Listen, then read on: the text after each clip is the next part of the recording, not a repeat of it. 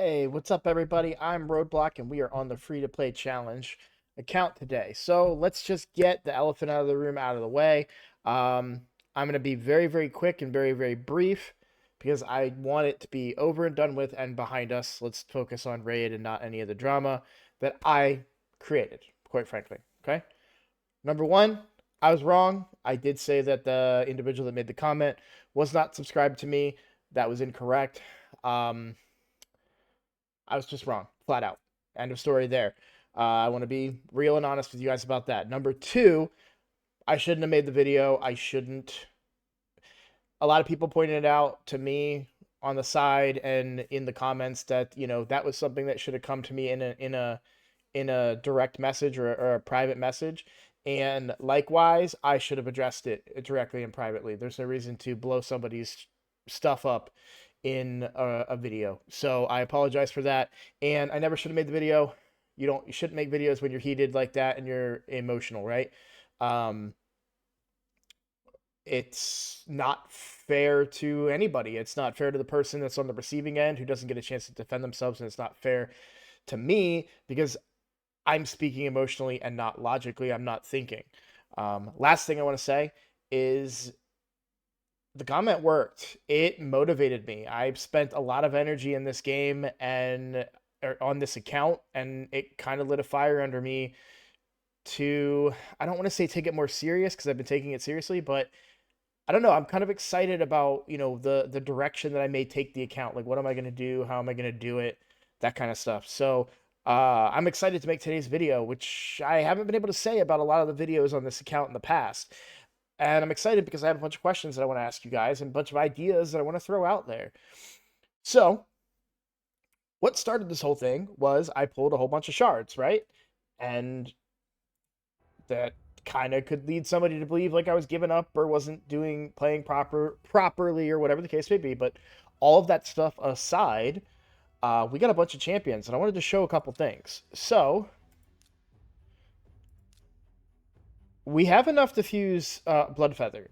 Now, Bloodfeather is terribly rated on Hell Hades. I've never had her. I've never worked with her. But there's some stuff about the kit that I like. So I wanted to talk about Bloodfeather a little bit. Let's take a look at her kit real quick. So she is one of those champions that only requires 70% crit rate. Every single one of her abilities has only 30% or a reduced chance for critical hit, meaning I can build her to 70% crit rate and she'll still get a critical hit. Okay. Other champions with similar mechanics like that would be like Cold Heart, for example. And I think Soul Bond. But here's what I really like about the kit. Well, let's talk about the whole kit. A1, 30% chance of inflicting a critical hit. I'm assuming that she doesn't smack very hard, and I'm assuming that because her ratings are so poor. Decreased speed debuff for 2 turns. It no percent chance. It just flat out decreased speed. And turn meter reduction by 50% on a 3-turn cooldown. Single target, of course, but that's not bad. It's really not. On a 3-turn cooldown, now she doesn't bring multi-hitting, so maybe not so much for Fire Knight, but the decreased speed is very, very valuable, and the turn meter reduction as well for other areas of the game. I don't know. I kind of find that to be an intriguing ability, to be honest. And the A2, here's what I love about this A2. That it's such a small thing, and it's almost irrelevant because it never really feels like it's relevant when you have other champions that do this, or don't do this, I should say.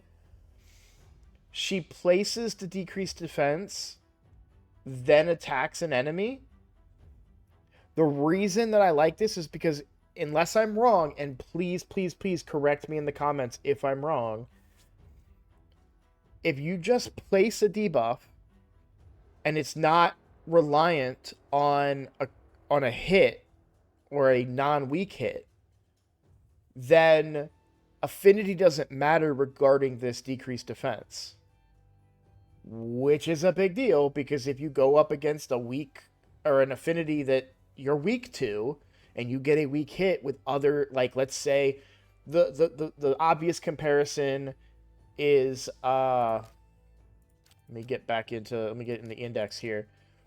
The obvious comparison is War Maiden. Also, Force Affinity, but War Maiden, while it does book to 100% and all that, places the decreased defense after the attack. If they get a weak hit, that decreased defense doesn't land. Not the biggest thing in the world. Most of the time, it does land.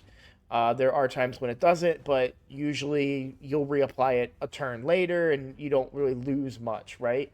So it's not the end of the world. But when it comes to Blood Feather, if I'm not mistaken, and I could be mistaken, you just place it. You place the decreased defense. It's kind of like oh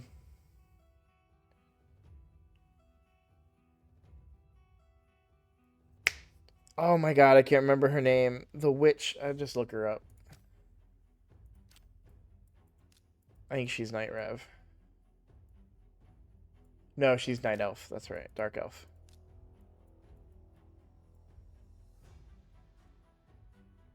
Madame Saris, where this is just a this isn't an attack. This is just a places. Same thing with like Mordecai. So this is where I'm getting my thought process from, by the way, is Mordecai in particular, who I love because he places an HP burn. He doesn't do an attack first. Some other HP burn champions like Tila and Artak attack and then place. Attack and then place.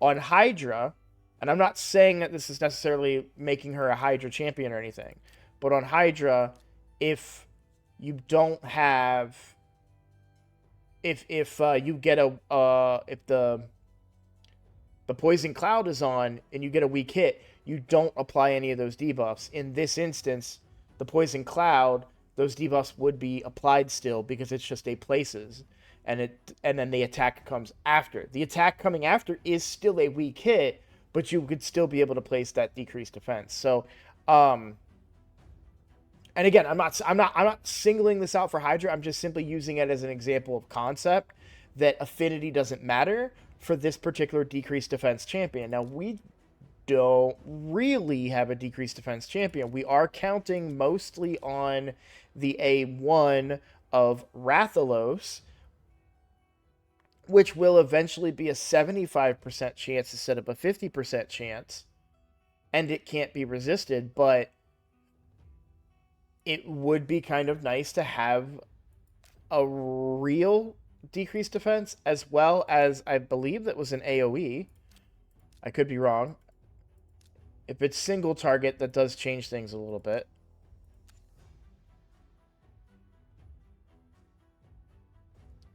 Ah, that's the kicker. It is single target. Yeah, dang.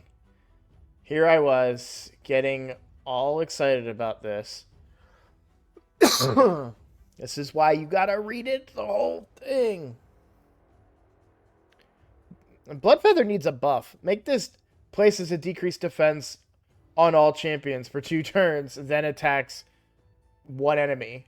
And all of a sudden you have, even if it still attacks one enemy, or I mean, all enemies would be better, but even if it only attacked one enemy after placing that, I mean, AoE decreased defense will be much better. So that's where this champion does fall pretty short, and that changes my stance on them quite a bit because I didn't read the whole freaking ability. All right. The reason that I was kind of hyped on Bloodfeather was because I really want... So,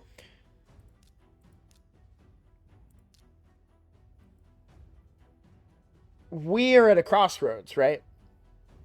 With this account. And if you've ever seen Moneyball, that's the scene that keeps coming to mind for me, right? Um, you've got, so there's a scene in Moneyball where there's big money teams and there's little money teams, and then there's 50 feet of crap, and then there's us. I may have gotten that quote wrong, but it's something like that, right? Or no, there are good teams and there are bad teams, and there's 50 feet of crap, and then there's us or something. Anyways, my point is that the fact of the matter is I'm not going to compete with, it's just not possible with the high teams. I'm not going to compete with the people that play this game all day every day. It's not going to happen, right? So in Moneyball, how do they compete? How do you make it? They changed the way that they played. This is why I thought I was so clever going after Athel. I was like, you know what? They're all going to play their way. I'm going to go all in on Athel. I'm going to get weakened, and my Rathalos is going to hit harder than theirs because they're not going to have a weakened champion as early as me, right? This was my whole plan, my whole thought process, right? Um, and it did not blow up in my face. If I'm being completely honest, I've made some tweaks and it did not blow up in my face. I actually felt like had I had been able to commit the level of commitment necessary, that I probably would have been extremely successful with the Athel mistraded monster combination and getting a poisoner on the side, including either one of the Frozen Banshee kind of pair. You know, there's Frozen Banshee, but I also had Grave Chill Killer, who would have been a fine poisoner for me as well. So it really didn't matter that I had a poisoner or I didn't. You know, if we look back on it, it just came down to the fact of time and ability to play, right? So, how do we change the game? How do we attack this in a way that can be beneficial to the account? Well, I kind of feel like pulling more champions is the way to go. And that's because of the potential that we could get Raz and Scarhide earlier than some other people. We're already kind of the way there with potentially fusing Bloodfeather. We still have a few more to pull, right? And some to farm. We still need to farm a Valerie. I think that's the only one left to farm. The rest need to be pulled. So I don't know. Maybe that's the route that we go down and we fuse Razin and become competitive that way. I mean, Razin is not, I mean, he is power crept in my opinion, but in a world where he's one of only what 5 legendaries you can get or they're allowed to play with, right? We've got the free login legendary. I don't think anyone's going to be able to go for the fusion champion or champions across the the remaining time of this thing, and then the other ones are like Kira and Tatsu. So Kira, Tatsu, Razin, the free to play one. So four legendaries that are kind of available to go after that are achievable. There's not enough time to get Yannicka or Yakarl or Drexstar. So yeah, I don't know. Maybe pulling a whole bunch of rares is the way to go and fusing these epics. Especially because some of them, like Lich, has some pretty good turn meter control, just like Bloodfeather, but then also brings other meh buffs. Very meh. So I don't know. I want your guys' thoughts on that. Do you think that, just pulling more champions is the way to go? And remember that in pulling more champions, we could also get really good epics, right? We could get deacons. We could get Stag Knights and Rector Drafts and Doom Priests and Seekers and all that stuff. So there's still upside outside of just randomly pulling champions. Um, but I feel like that's the best way for me to catch up. So maybe quantity over quality here, right? That way we just pull until we get the geomancers of and then we can say, oh boom, there we go, we got them, and oh look, we have all of this food. Let's start feeding it. Just a thought, just an idea to try and do something different to balance the scales because I don't have 10 hours a day to grind my champions up, right? So, but like I said, it was a thought that I had, and I thought at the time, thinking on it, I was like, well, Bloodfeather's not that bad.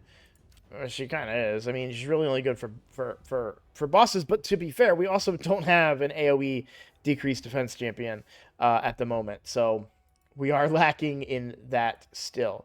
Well, actually, that's not entirely true. We do have a decreased defense champion, and interesting. Oh, because he's not. Wait, did I feed him? Or am I wrong about him?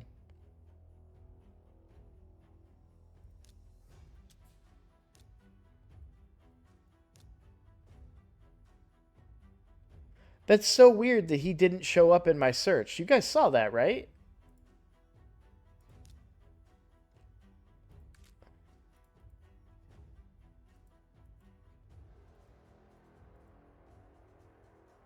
Now, okay. So why the first time did he not show up?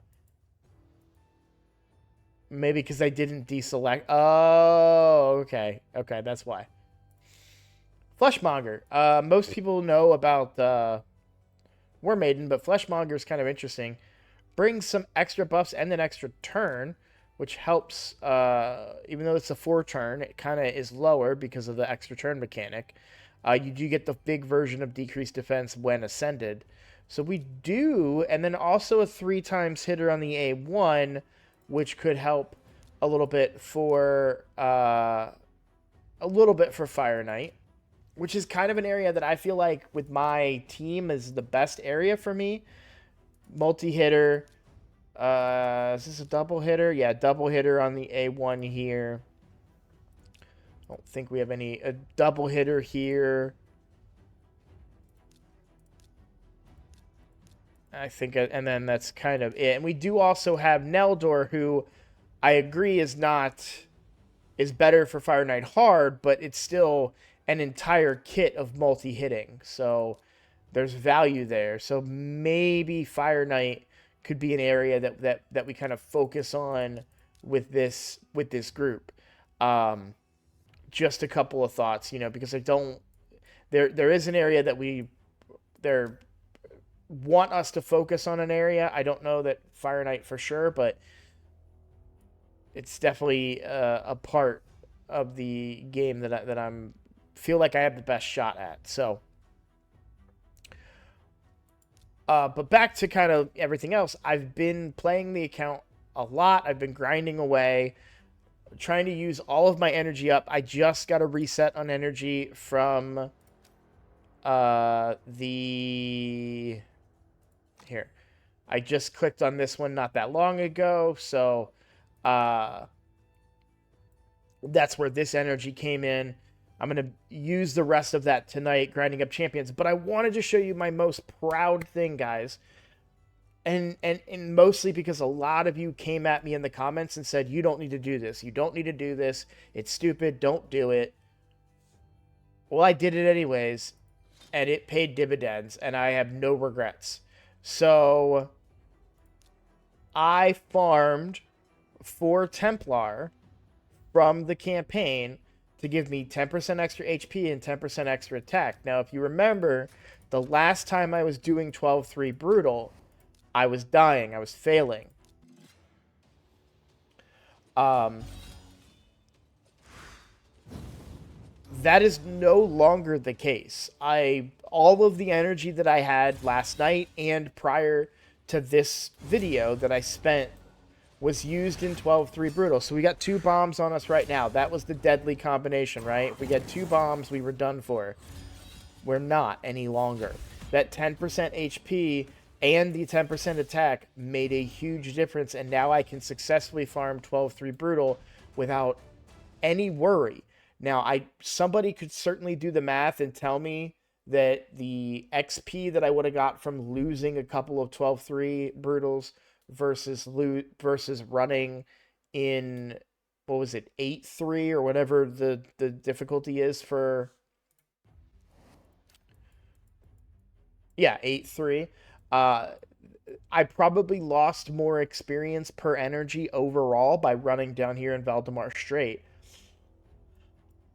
But I'm not going to complain about the results. I'm really not. And to have my main character feel this strong now helps me with my anxiety about failing. I mean, look, I'm not a perfect person, and a lot of people want to come at me in the comments. Not the recent commenter, that's behind us.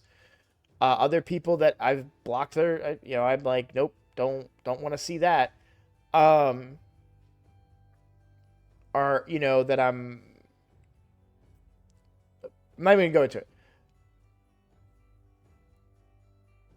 I am not a perfect person. I am an emotional person. I care about what people think, and I like to hit things head on, right? And so when I fail at something like this, it affects me. I'm compared to the rest of the people involved in this challenge.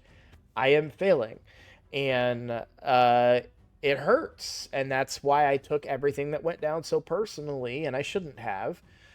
But now that Ethel can do 12-3 Brutal, I feel empowered. I feel like stronger on the account, and I don't feel so dejected about it, because it was so frustrating to do 12-3 Brutal and say, God, my Ethel, she can't even do 12-3 Brutal. Are you kidding me? Now it's like, oh, she can do, yeah, we're good. We got a campaign farmer. Done. On to the next, right? Let's get that next 5-star. Let's go. 12-3 Brutal, put it on farm, knock it out. So it's made me feel a lot better about this account in general, and that was a part of the problem for me, is that it wasn't fun because I wasn't having success, and sometimes a certain level of success makes something more enjoyable. That's why Raid makes money off people, because people love to spend money because it speeds up their success and they can move on and do the other content quicker. Right? On my free-to-play account, my main free-to-play account, on that one, thankfully we found success early with a couple of cool events that Raid had done for in general, not even for free-to-play players, that gave me an early boost, and it kept making me feel like I'm doing really good. I'm accomplishing something. I'm making progress. I'm having success. I didn't feel that here. Now I'm feeling that. Okay, I'm not complaining, I'm not whining, I'm simply trying to explain my feelings towards this account and how things have shifted so much. So, yeah, I'm having fun again. And that's really important. When you're talking about something like this, it's really important that you have fun. And a lot of it had to do with pulling champions. So we have a great poisoner, a really good poisoner, ready to go into the clan boss team. We have an ally protect champion, not the best, but we started with one. We've got them ready to go. So the focus for me is clan boss, and I'm probably gonna go in this order. I'm gonna go Miscreated Monster next, then probably Frozen Banshee after, and then Rathalos. And we'll see who we get after that. Now, I did spend quite a bit of energy leveling the blues because I thought I was going to fuse Bloodfeather. So all of them are level 30. And we'll wait and see on that. We will wait and see. So a little bit of wasted energy there potentially, but I'm really excited to keep moving forward. We have 2 whole days where I can grind on this account all day long as I gain energy, getting those resets, and pushing the account as far as I can. Hopefully, getting another 6-star. And I really do think having miscreated and Athel is going to make a difference, especially with Athel being in lifesteal gear. And I think we're going to get a lot of strength out of miscreated with him having his masteries done and all that as well. Well, they're not done yet, but if we run him through Minotaur and get him his masteries. So, feeling really, really confident now about the account and everything in general. So, at the end of the day, despite how emotional I was yesterday and how negative I felt through that whole experience, it had a positive effect, and I like to look at the positive. Let's look at the bright side. Let's look at the positive. I am remotivated and reinvigorated on this account, and I'm excited to see where we end up. Another side note, too, I received another comment that mentioned Scratch had released a video talking about how he's approaching it casually. That took some weight off of me. That took some pressure off of me, right? And he also said that a lot of people got burnt out in this competition in general because they were playing it so much so early. So who knows? Maybe I'm a dark horse in the back half of this event, right? You never know. There's another challenge done. So, where are we at on missions? Yes. So, I think I have my yeah, I'm going to use these refills here, and I still have my refill from yesterday. So, I'm going to use both of these refills and knock out that mission.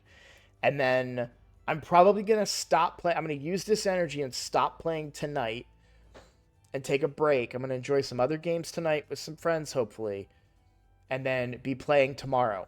My last little reminder, I'm streaming tomorrow, 9 p.m. Eastern Time here on YouTube. If you would like to come hang out and check that out, please feel free. I'm going to respond to, I love streaming so much now, especially on YouTube. It's been a lot of fun, and I'm looking forward to it. I'm going to be opening shards on my account. I'm going to be doing takeovers. I might be opening shards on other people's accounts. I have no clue. We will figure all of this out probably throughout the day tomorrow. So, super, super excited. And I'm about to record my free-to-play video, my regular free-to-play account, and I'm going to discuss whether or not I'm going to pull shards. And things have changed a little bit. This morning, if you asked me, I would have said I'm pulling shards. Now I might not be. So if you haven't seen that video, or if you haven't seen my main free-to-play account before, I recommend you check out that video at least, because it's pretty interesting, and it may have some insight for you regarding the upcoming fusion. So thank you all for watching, and I'll see you on the next video.